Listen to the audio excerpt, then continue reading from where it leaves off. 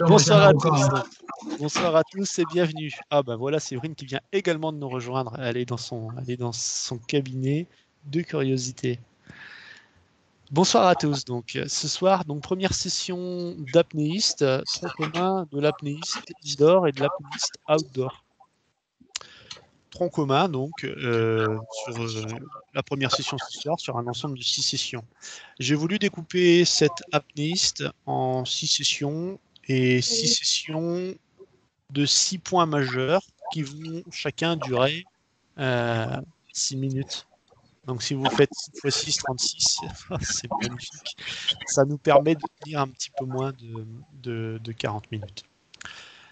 Première vue ce soir, apnéiste indoor, outdoor. Je vais vous demander tout simplement pendant la conférence de ne pas parler. Il y aura un temps juste après pour revenir sur vos questions et pouvoir les développer. Cette première session ce soir, session 1, combien de temps tu fais?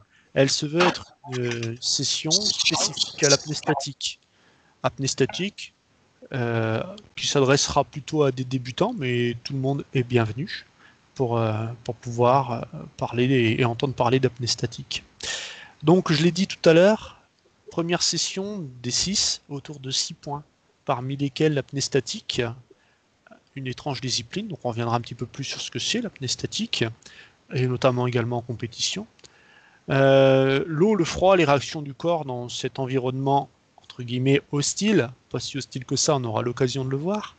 Les risques associés à cette pratique, la sécurité et comment prévenir les incidents, donc on sera directement lié au risque vu précédemment et qu'on va pouvoir affronter, en tout cas s'affranchir de ces risques. Une partie sur les prérogatives de l'apnéiste, bah oui, à quoi ça sert de passer un niveau et ce que ça ouvre. Puis enfin, quel matériel vous permettra d'aborder l'épreuve statique de manière optimale. Alors, pour commencer, et avant tout, l'apnée statique, une étrange discipline. Eh oui, une étrange discipline, pourquoi? Tout simplement parce que l'apnée statique, c'est quoi? C'est mettre la tête dans l'eau et tenir le plus longtemps sans respirer. Et ça, c'est pas banal, c'est vraiment une discipline pour gens un petit peu allumés. À quoi ça sert de rester le bec dans l'eau sans respirer? Bon. La deuxième grande idée de l'apnée statique, c'est rester dans le meilleur état possible pour le raconter à tous ses copains. Oui, s'arrêter à faire de l'apnée statique et pas en ressortir, c'est pas la meilleure des idées. Éviter d'y laisser des plumes, voire pire que des plumes, éviter d'y laisser sa peau. En apnée statique, c'est un risque. Et on va voir pourquoi c'est un risque. Alors, l'apnéiste retient le plus longtemps possible sa respiration dans l'eau pour ne pas tricher. Bah oui, on est dans l'eau. On est dans l'eau, pourquoi? On pourrait très bien faire de l'apnée statique dans l'air. Mais non, on l'a fait dans l'eau. Tout simplement pour s'affranchir de la triche et dire que les gens qui sont dans l'eau, ils sont bien dans l'eau. Ils sont bien en train de retenir leur respiration. Ça nous amène à une définition. L'apnée sportive, je parle bien de sportive parce que de l'apnée on peut en faire sans en être conscient, c'est les apnées du sommeil. L'apnée sportive consiste en arrêt volontaire de la respiration. Et là, j'ai barré volontairement le terme respiration. L'apnée sportive est un arrêt volontaire de la ventilation. Et ça, c'est une première définition qui est importante. En apnée, on ventile, on ne respire pas. La respiration, c'est un niveau cellulaire. Là, on ne parle pas du niveau cellulaire, on parle bien d'un arrêt de la ventilation, c'est-à-dire le fait d'inhaler et d'expirer de l'air, tout simplement. Si on déconne un petit peu la discipline, l'apnée statique, eh bien, il faut être installé au mieux, être le plus confortable possible et ressortir de l'apnée en bon état. Donc, pour être installé au mieux, on va pratiquer l'apnée dans un petit bassin, dans un endroit où on a pied. Bah oui, comme ça, dès qu'on ressort de l'apnée, on prend pied par terre et on respire sans avoir de risque d'inhaler d'eau. On va pratiquer en petit bassin aussi parce que généralement, le petit bassin, c'est un endroit plus confiné, plus chaud, où on va se sentir bien. Ce sont des étapes importantes. Bon. La performance, comment elle se déroule en apnée statique? Elle se déroule en fait selon 5 principales étapes. La première étape, c'est l'annonce. Avant de faire une apnée statique, l'apnéiste va annoncer le temps d'apnée qu'il projette. Alors soit il annonce à son binôme, soit il annonce à un juge, soit il annonce à un encadrant. Mais on commence par ça. La deuxième étape, ça va être l'étape de préparation. L'apnéiste devra se relâcher, se concentrer sur sa performance. Pourquoi pas méditer, se mettre dans sa bulle. Tout ça, ce sera la phase de préparation, la phase d'échauffement. Il y a des personnes qui vont préférer la faire dans leur coin, il y a des personnes qui auront besoin d'être en groupe. En tout cas, ce sera une phase de préparation qui va avoir son importance parce qu'elle va permettre à l'apnéiste de visualiser sa performance, de visualiser ce qu'il va pouvoir rencontrer comme sensation. La troisième étape, ce sera la performance en tant que telle. Vraiment ce que la plupart des gens vont connaître comme étant l'apnée statique. La performance, c'est une bonne inspiration et hop, on retient sa respiration en mettant la tête dans l'eau et on essaie de retenir sa respiration le plus longtemps possible. La quatrième étape, qui est tout aussi importante que les autres, ce sera l'étape du protocole. À quoi ça sert un protocole? C'est pas le tout de faire une apnée statique. Le tout, c'est de faire une apnée statique et de pouvoir en sortir en montrant qu'on la maîtrise, cette apnée statique. C'est-à-dire en montrant qu'on sort de cette apnée en étant en bonne santé, en étant sûr de ses sensations, en validant ses sensations. Donc, on va le dire, le protocole, ce sera un signe, ok. Ça va être aussi une parole, je vais bien. Ça va être aussi une attitude. Je suis capable de retirer mon masque. Je suis capable de regarder une personne, d'être intelligible, de lui parler de manière claire et franche. Enfin, la dernière étape de cette performance, ce sera la validation. C'est pas l'apnéiste qui va valider, ce sera la personne qui regarde l'apnéiste qui va le valider. À l'issue du protocole, est-ce que le protocole est validé? Oui ou non? À ce moment-là, est-ce que la performance est validée? Oui ou non? Et ça nous ramène ça à la compétition. Alors, en compétition, l'apnée statique va être désignée par des lettres STA, comme statique. Alors, par rapport à un entraînement, c'est un moment qui est très sérieux. L'annonce du temps projeté, une des étapes dont on a parlé tout à l'heure, va être enregistrée sur une fiche. Cette annonce va déterminer le moment du passage du compétiteur. Effectivement, si le compétiteur a annoncé un temps à peu près d'1 minute, il va être dans les tout premiers à passer. Si par contre il a annoncé 7 minutes, il va être dans les tout derniers à passer.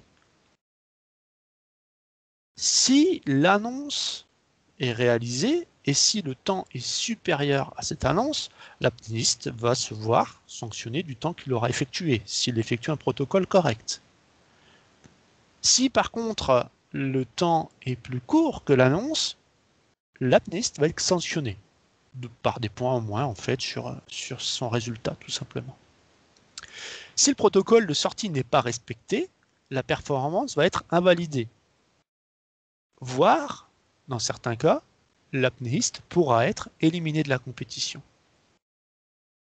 Sur la photo, vous le voyez, on a deux juges qui vont chronométrer la performance et qui vont également valider le protocole de sortie. Donc les juges vont être là non seulement pour constater que tout se passe bien, mais également pour chronométrer et par l'intermédiaire de deux chronomètres, retenir le temps de la performance de l'apnéiste. Vous voyez également, présent sur la photo, qu'il y a un apnéiste de sécurité qui veille au grain. Si jamais il devait se produire une bricole, il pourrait intervenir très rapidement.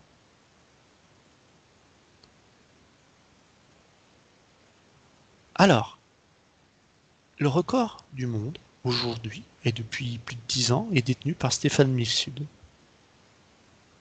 11 minutes 35. 11 minutes 35 sans reprendre sa respiration. C'est évidemment un long entraînement, c'est évidemment une très longue performance. Maintenant, attention, c'est le record du monde. Ce n'est pas un record validé en compétition.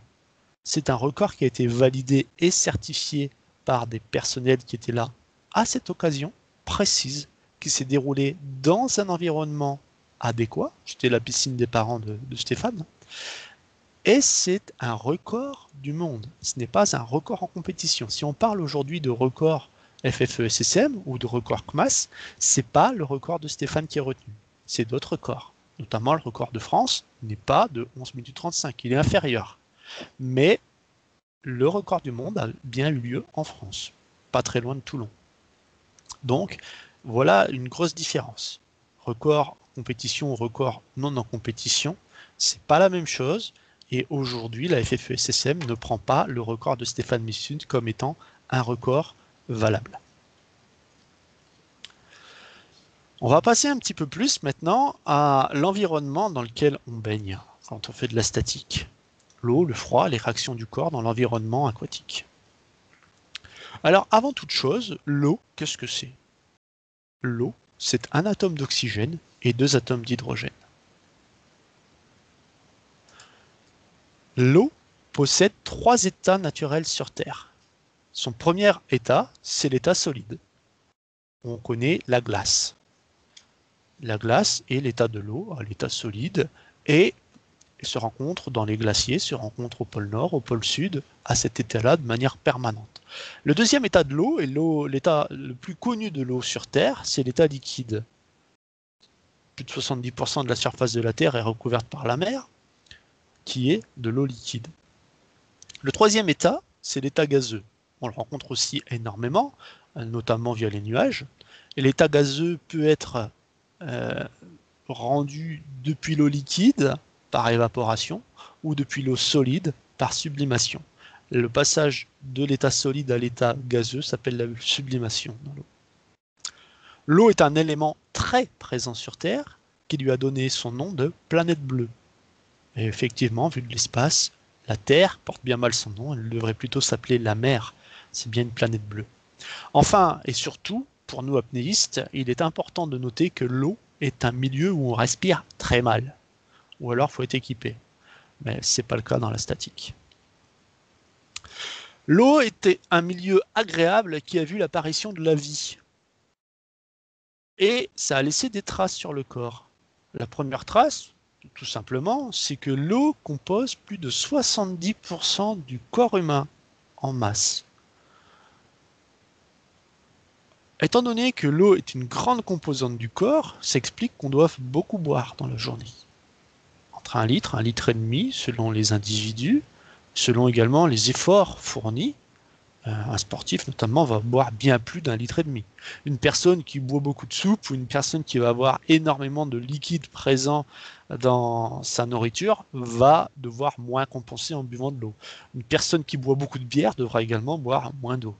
On est d'accord que l'eau peut s'ingérer sous différentes formes en fait. L'eau est ingérée dans la nourriture, dans les boissons, quelque type qu'elle soit. Le corps humain flotte dans l'eau.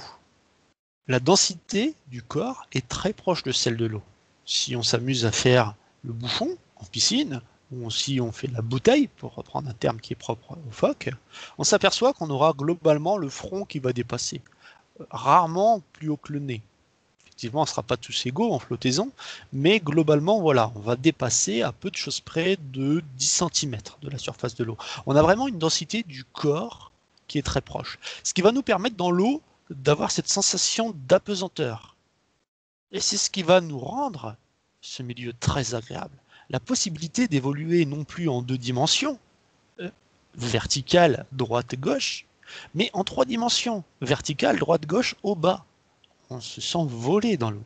Et ça, c'est vraiment particulier à ce milieu-là. Et c'est possible parce qu'on a vraiment cette densité qui est très proche, celle du corps et celle de l'eau sont vraiment très proches. Enfin, l'eau est associée au plaisir dans nos civilisations occidentales. Effectivement, vous poussez la porte d'une piscine avec un espace aqualudique, ce qui porte bien le nom de ludique jouer, aqua, dans l'eau. Poussez la porte d'une piscine et vous verrez le monde qui va s'ébattre dans cette eau chaude. L'eau, et quel point commun entre 2 photos?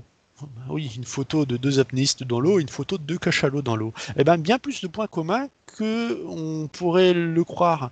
Le premier point commun, eh ben oui, entre ces 2 gaillards et ces 2 gaillards, il y a bien un point commun. Nous sommes des mammifères. Nous avons et partageons un ancêtre commun. Alors, attention, l'homme a quitté l'eau, il est venu sur Terre, il s'est adapté à l'environnement terrestre en ayant des poumons. Le cachalot, de la même manière, a quitté la Terre mais il y est retourné. Il a quitté la Terre, il en a gardé une trace, il a des poumons, tout comme les hommes. Et il est retourné à l'eau, du coup il s'est retrouvé avec des membres qui lui permettent d'évoluer dans cet environnement-là. Les deux types d'animaux qu'on a à la photo, et tant pis pour ceux que ça choque, pratiquent l'apnée. L'homme ici pratique l'apnée, les deux cachalots ici pratiquent l'apnée. Enfin, les deux types d'individus présents sur la photo évoluent tous les deux dans un milieu aquatique. Alors effectivement, l'homme y est beaucoup plus rarement que le cachalot. Mais ça n'empêche que quand on fait de l'apnée, on est bien dans un milieu aquatique. Et ça m'amène à une définition, la définition de la bradycardie. En tant que mammifère, en tant qu'héritier d'individus aquatiques, eh ben, on a une trace de ce passé-là en nous. Ralentissement du rythme cardiaque, baisse de la consommation d'oxygène, désaturation moins rapide de l'hémoglobine. Dès qu'on est dans l'eau, on a une adaptation qui est présente d'ailleurs chez tous les mammifères et qui nous permet de pratiquer l'apnée dans des conditions optimales. Dès qu'on met la tête dans l'eau, on a ce ralentissement du cœur, on a cette adaptation qui se met en route. Cette adaptation, elle va augmenter avec la profondeur, elle va également augmenter si la fréquence des plongées augmente. Bref, elle va être beaucoup plus vite déclenchée s'il y a un entraînement. Toujours dans l'eau, l'eau est un mauvais conducteur thermique. Effectivement, il est très facile de faire des strates différentes dans l'eau. Si vous prenez de l'eau chaude et de l'eau froide, elles vont très mal se mélanger. L'eau est un très mauvais conducteur thermique. Mais pour autant, on va très vite avoir froid dans l'eau. Pourquoi ? La majeure partie des piscines est chauffée entre 27 et 34 degrés. 27 degrés, c'est la température d'un bassin de nage olympique, qui permet de nager rapidement, qui permet de ne pas avoir trop chaud quand on nage. 34 degrés va être la température d'un bassin d'éveil pour les bébés nageurs. La majeure partie des piscines va osciller, la majeure partie de la température des piscines va osciller entre ces deux températures, entre 27 et 34 degrés. 34 degrés, c'est la température idéale de l'eau, dans laquelle l'apnéiste n'aura ni chaud ni froid. Il sera mouillé, évidemment, mais 34 degrés va éviter la déperdition de chaleur. C'est très rare parce que ça coûte très cher. Généralement, la température des piscines, en tout cas pour l'Asman, elle va osciller entre 28 et 31 degrés. 31 degrés, on aura une sensation de confort dans l'eau, mais ça n'empêche qu'on va se refroidir. Ça va avoir un impact. Lorsque le froid s'installe, naturellement, sur le corps, il va y avoir un effet de vasoconstriction. Le sang va être concentré et va être dirigé vers les organes vitaux. Il va fuir les extrémités du corps. Les reins vont fonctionner davantage, éliminant un surplus d'eau. Qu'est-ce qui va se passer assez mécaniquement? Ça sera la première sensation qu'on aura, ça sera l'envie d'uriner. On aura envie de faire pipi, on aura envie d'arrêter la séance pour se précipiter aux toilettes. Ça signifie qu'on est en situation d'hypothermie. La deuxième réaction, ce sera les frissons. Les muscles vont se contracter pour hérisser les poils. Réflexe ancien également, d'animal. On avait des poils, les poils se hérissent de manière à augmenter la couche d'air qui nous protège du froid. Les muscles se contractent, les poils se hérissent, ça ne sert pas à grand chose dans l'eau. On en va même avoir des tremblements qui vont apparaître. Ce sera le deuxième effet du froid. Troisième effet, tachycardie. Tachycardie, donc accélération du rythme cardiaque. Vous aurez compris, entre la vasoconstriction, l'envie d'uriner, les frissons et une tachycardie, on n'est plus réellement en état de faire de l'apnée. Que faire? Solution, elle est unique. Sortir de l'eau, se sécher. Passer des vêtements pour rattraper de la chaleur. Et puis, ne pas oublier de s'hydrater, ne pas oublier de boire pour compenser les pertes d'eau liées justement à toutes ces phases d'apnée et d'hypothermie. On va faire une apnée statique et on va rencontrer très vite une difficulté, le manque d'air, l'envie de respirer. Si je reste en apnée, puis-je arrêter définitivement de ventiler? Non. Non, le corps est bien fait. Le corps aura un réflexe. Si on arrête de respirer, tôt ou tard, le corps va avoir un réflexe de survie. On peut se mettre en apnée, on peut volontairement interrompre sa ventilation. Évidemment, c'est ce qu'on fait tous les jours ou à chaque fois qu'on pratique l'apnée. Mais le corps va conserver cette envie de ventiler. On la ressent d'ailleurs en apnée. Il arrive bien un moment où on en a marre d'être en apnée, où le corps a soif d'air et il nous le fait savoir. D'abord par les sensations, puis par des contractions du diaphragme. Si l'apnéiste poursuit trop loin son apnée, qu'est-ce qui va se passer? 1, on va ressentir les sensations. 2, tant pis, on passe outre les sensations. Le corps va reprendre sa ventilation, qu'on soit conscient ou inconscient. Et ça nous amène au chapitre suivant, les risques associés à la pratique de l'apnée statique. Comment vont se passer les risques? Et dans les 6 sessions, ça va être identique. On va toujours expliquer le nom de l'incident, les causes de l'incident. La cause de l'incident, c'est assez facile à comprendre. On a eu un accident, à quoi il est dû? C'est la cause. Les symptômes, on va les expliquer. L'incident va être visible. Visible par des observateurs extérieurs. Les symptômes peuvent être également ressentis par la victime. On va également parler de prévention. La prévention, je pense que tout le monde l'a compris, c'est comment éviter l'incident. Enfin, on va parler de la conduite à tenir. Que faire en cas d'incident? Sur les 6 sessions, ce sera des types d'incidents différents, mais à chaque fois, on va les décoder de la même manière. Ce soir, ce que je vous propose, un incident lié à l'apnée statique, c'est la PCM. La PCM, jargon barbare de l'apnée. La PCM, c'est quoi? C'est la perte de contrôle moteur. C'est-à-dire, l'apnéiste va perdre le contrôle de ses mouvements, tout simplement. La cause de la PCM, c'est quoi? Ben, tout simplement, l'apnéiste est en apnée. Tôt ou tard, il y aura un manque d'oxygène dans l'organisme. Pourquoi? Tout simplement parce que même si on arrête de respirer, même si on arrête de ventiler pour être plus exact, la cellule du corps, les cellules, les organes du corps continuent leur respiration, continuent d'avoir des échanges d'oxygène et de CO2. Donc, assez simplement, le taux d'oxygène présent dans le sang va diminuer. Il va diminuer jusqu'à rencontrer un seuil de reprise ventilatoire. Mais comme on est des apnéistes qui sommes forts, on va vouloir aller au-delà de ce seuil de reprise ventilatoire. On va passer outre. On a bien ressenti qu'on devait respirer, mais c'est pas grave, on respire pas grave. Eh ben, on va continuer, donc on va ignorer volontairement les signaux de reprise ventilatoire et on peut arriver à ce seuil de PCM. Quels sont les symptômes? Les symptômes visibles. Vertige. Pas de protocole de sortie. Geste involontaire. Des lèvres bleues, un cou tendu, contracté. Pas de réponse aux sollicitations. La personne a l'air là, elle a l'air présente. Mais il y a plein de signes qui nous montrent qu'elle est hagard, qu'elle est ailleurs. Les signes ressentis par l'apnéiste vont être de quel type? Le problème avec la PCM, c'est qu'on ne sait pas trop. La PCM ne laisse pas de souvenirs aux gens qui l'ont vécu. Donc, interroger quelqu'un sur les signes qu'il a ressentis avant sa PCM, c'est pas évident. En tout cas, il ne va pas savoir nous expliquer ce qui s'est passé. Ce sera involontaire.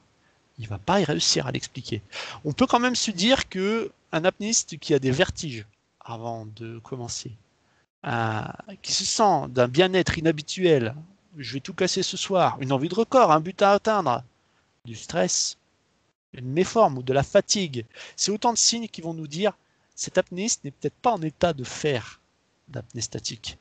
Et c'est autant de signes qui peuvent nous dire attention, attention, c'est un symptôme d'une PCM à venir. Évidemment, c'est des symptômes avant la PCM. La prévention de la PCM, ben oui, on est tous l'adage, mieux vaut prévenir que guérir. Comment on fait pour prévenir la PCM? Eh ben, la première des choses, on proscrit l'hyperventilation. Qu'est-ce que l'hyperventilation? L'hyperventilation, c'est tout simplement respirer plusieurs fois très fort avant de partir et être à un point où on va être légèrement saoul d'air. Alors, on sait que ça permet de faire des apnées plus longues, l'hyperventilation, on le sait. Mais on sait aussi et surtout que ça désamorce l'envie de respirer. Donc ça nous emmène tout droit à la PCM, et au-delà de ça, ça nous emmène également tout droit à la syncope. On aura l'occasion d'en reparler. Deuxième chose pour prévenir la PCM, ne pas toujours vouloir être le plus fort. Ne pas toujours vouloir aller au-delà de ce qu'on a fait la semaine passée.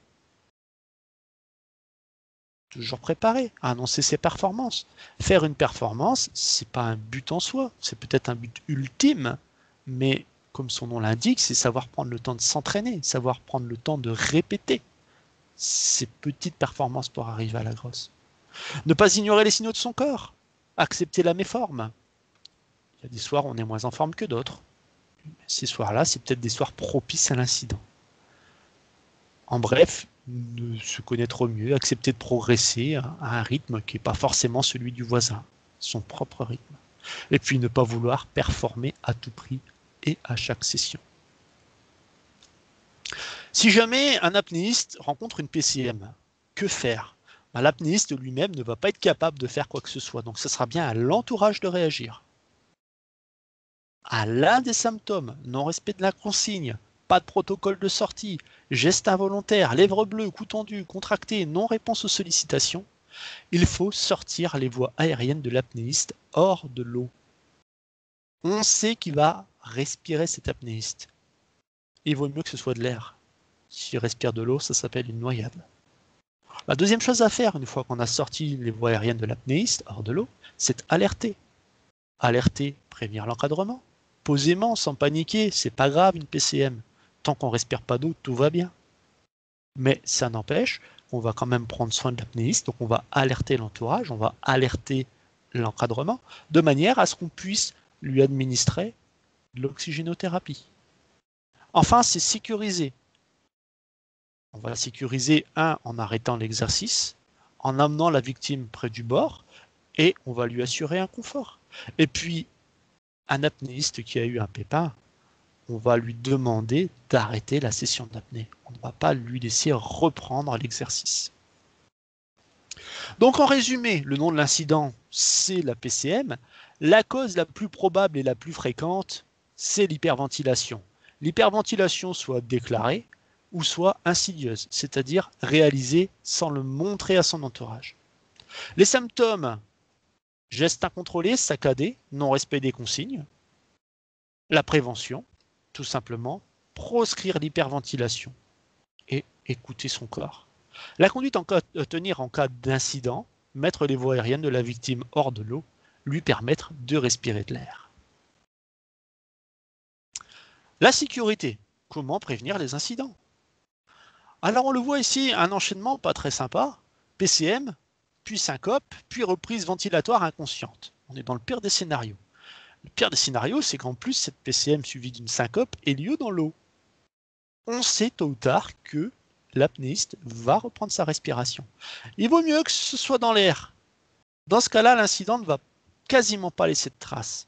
Si par contre l'incident a lieu sous l'eau, c'est une noyade. Et dans ce cas-là, rien ne va plus. Pour la victime et pour les gens qui l'entourent. Parce que se sortir d'un incident comme celui-là, ça secoue et c'est pas évident. Pour pouvoir prévenir ce type d'incident, il va y avoir une personne qui va être essentielle, c'est la deuxième personne du binôme. Qu'est-ce qu'un binôme? Tout simplement, deux apnéistes qui font une session d'apnée ensemble. L'apnée étant un sport qui ne se pratique jamais seul. Les apnéistes d'un même binôme, ne seront pas forcément du même niveau. Dans ce cas, l'apnéiste plus fort s'adaptera évidemment au niveau le moins élevé. En apnée, il n'est pas question de record, mais simplement de passer un bon moment. Il se peut que l'encadrant oublie de spécifier qu'il faut se mettre en binôme pour pratiquer la statique. Dans ce cas-là, à chaque apnéiste de se convaincre qu'il est responsable et de se choisir un binôme. l'un faisant l'activité de statique, l'autre étant là pour le surveiller. Et il suffira d'inverser les rôles. Au sein du binôme, il faut bien sûr qu'il y ait une confiance. Et il faudra que le performeur annonce sa performance clairement à son apnéiste de sécurité. Et l'avertisse également des sensations qu'il rencontre habituellement, de ses habitudes.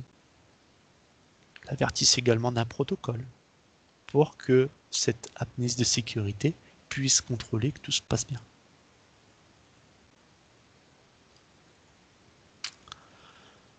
L'apnéiste de sécurité est donc, et vous l'avez compris, la pièce fondamentale en cas de compétition en apnée.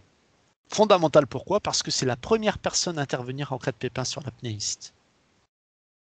Il est responsable du performeur. Et il faut bien comprendre qu'en plus, l'apnéiste de sécurité, dès qu'il va intervenir, va entraîner la disqualification du performeur.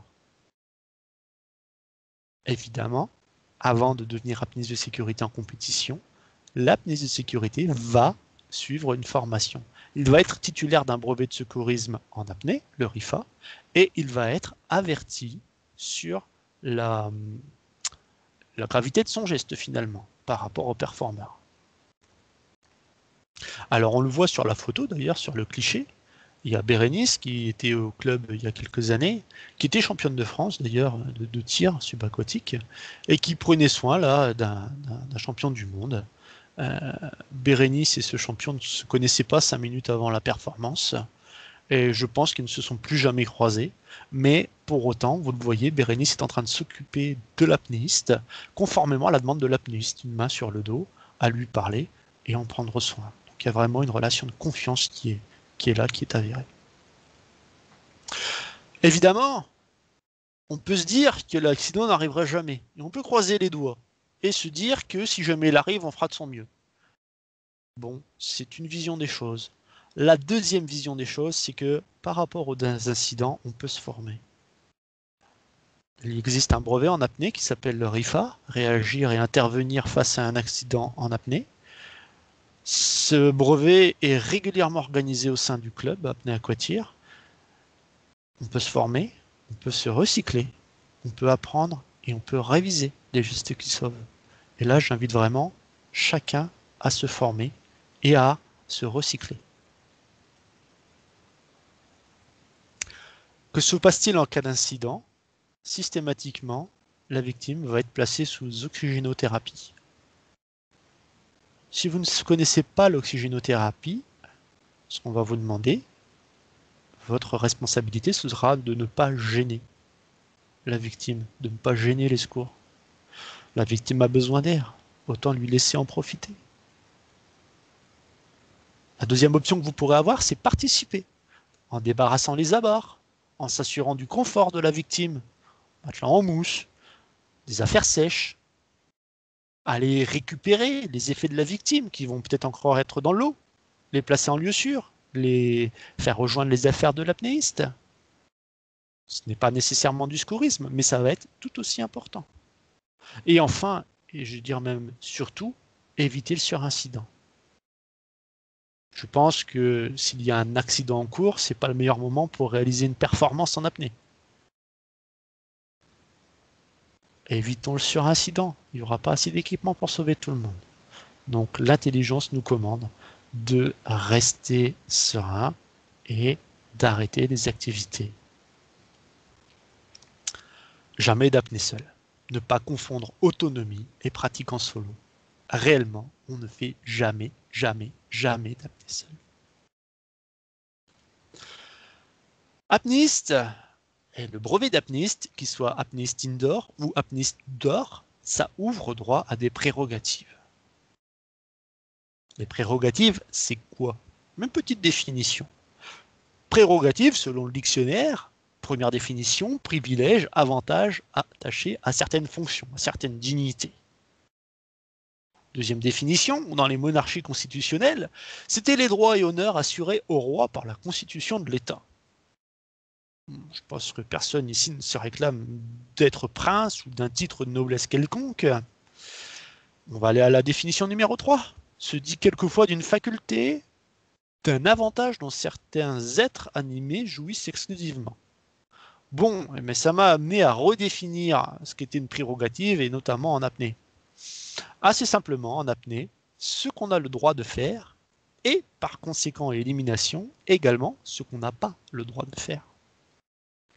Et vous le comprenez très bien, en apnée, selon le niveau, on va parler d'autonomie. Alors pareil, toujours en reprenant le dictionnaire, première définition de l'autonomie, droit de se gouverner par ses propres lois à l'intérieur d'un État. Oh, ça va nous intéresser ça. Deuxième définition, faculté d'agir librement, indépendance. Et là, ça nous intéresse vraiment beaucoup, parce que l'autonomie en apnée, c'est vraiment ce qu'on va rechercher.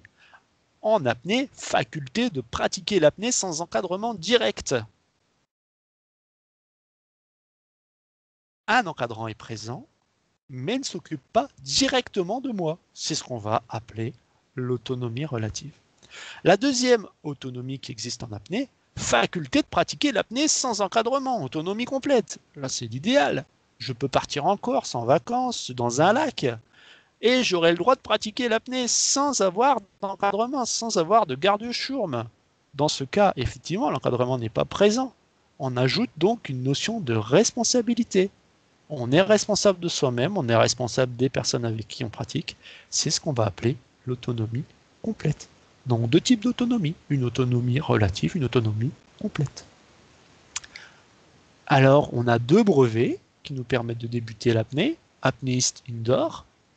Apnéiste indoor, ça signifie je pratique l'apnée en piscine ou en milieu artificiel. Deuxième type de brevet, apnéiste outdoor, en eau libre. C'est-à-dire, je fais de l'apnée en milieu naturel.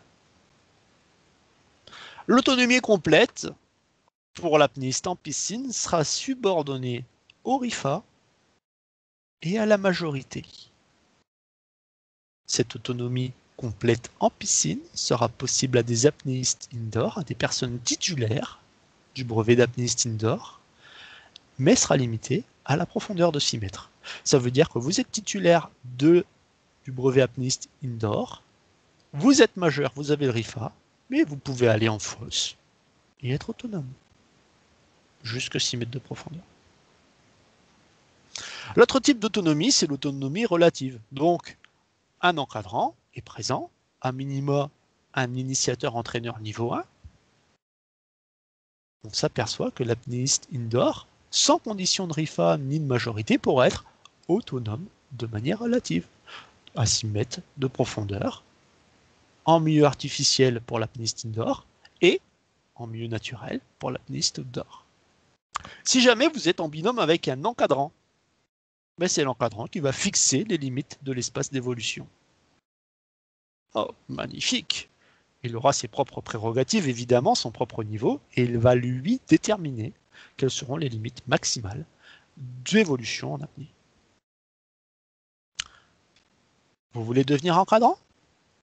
Pour devenir encadrant, il va falloir obtenir le premier brevet le permettant, c'est l'apnéiste indoor.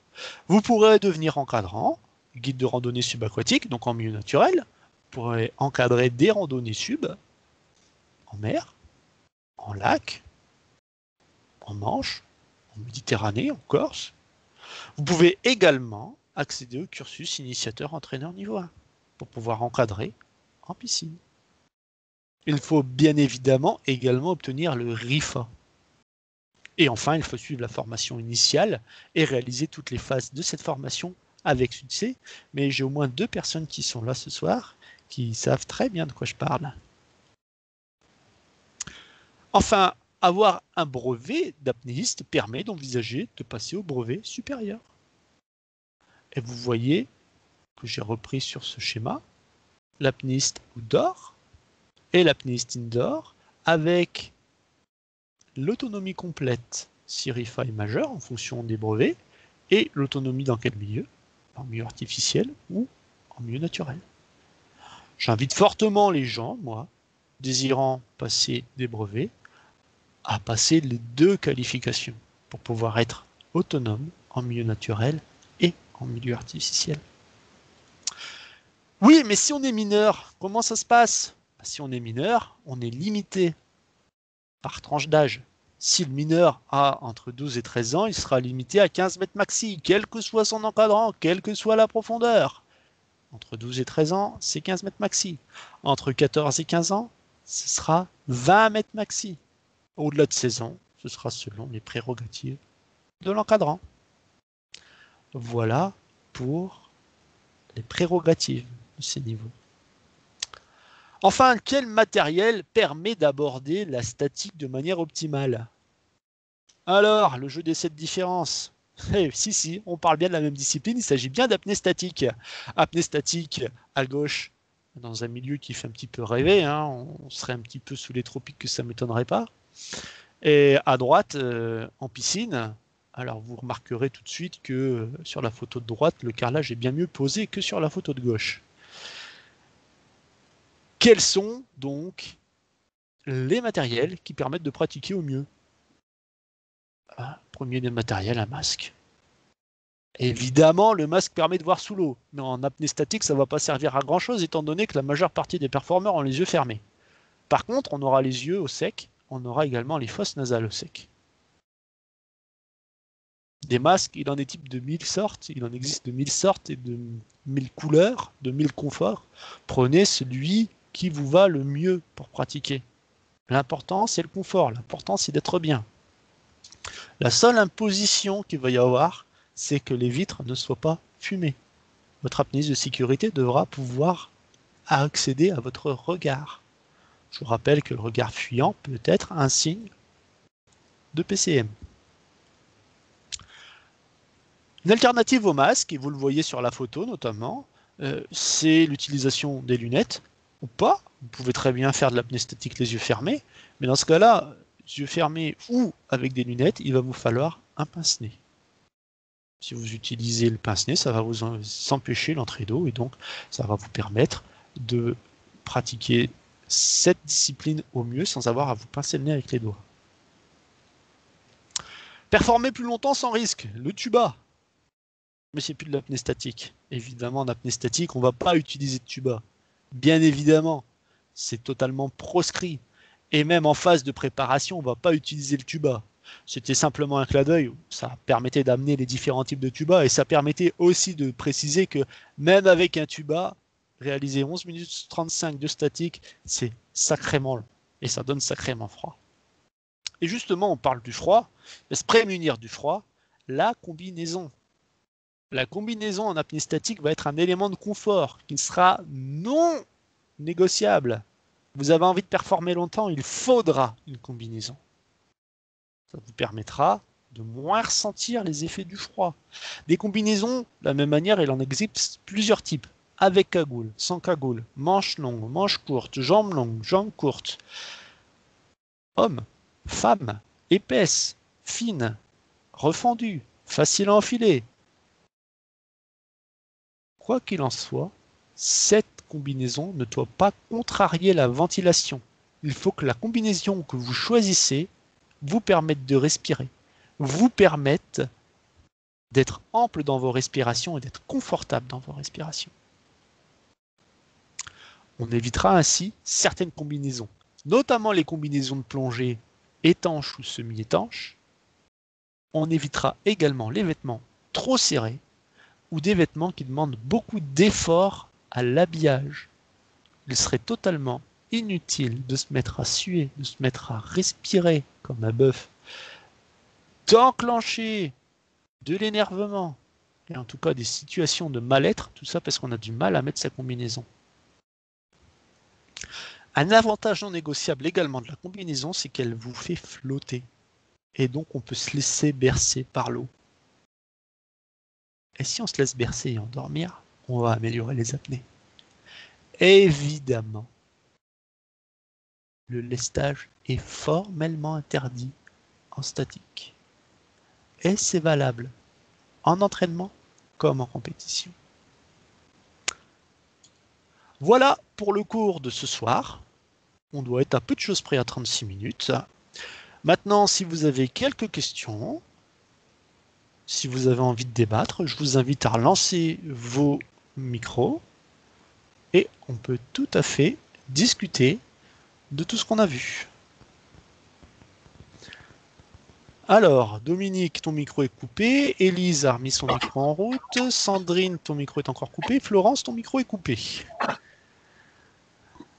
Alors, moi, j'ai besoin de savoir un petit peu ce J'ai que une vous petite en question à pensez. répondre. C'est Fabien. J'ai une petite Fabien, je question. t'écoute. Oui. Ouais, voilà.